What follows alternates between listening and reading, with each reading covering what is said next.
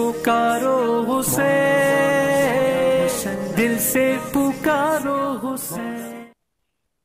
अस्सलामुअलैकुम नाज़रीन, आप देख रहे हैं A1 ग्लोबल टीवी और मैं हूं नाइला भट्टी। सबसे पहले शामिल करते हैं आज की अहम खबरें।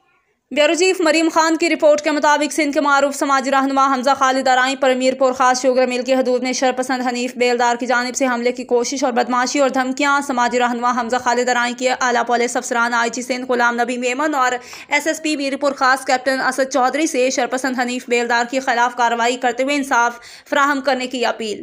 शरपसंद हनीफ बेलदार सियासी पुष्टपनाही की बुनियाद पर मारूफ समाजी रहनुमा हमजा खालिद अराई से भत्ते का मुतालबा किया और भत्ते की मुखालफत पर उन पर धावा बोल दिया।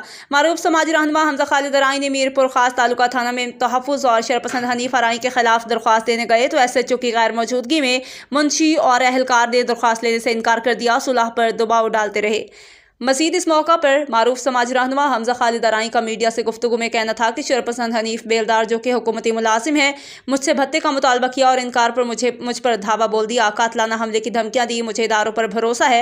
मेरी हुकाम बाला से शरपसंद अनासर के खिलाफ कार्रवाई की अपील। तालुका थाने में दरख्वास्त के लिए गया था। SHO मौजूद नहीं था, जिस पर मुंशी और अहलकार को दरख्वास्त जमा करवाई तो उन्होंने इनकार करते हुए सुलह पर दबाव देने लगे। अगर मुझे कोई जानी नुकसान हुआ तो उसका जिम्मेदार हनीफ बेलदार होगा।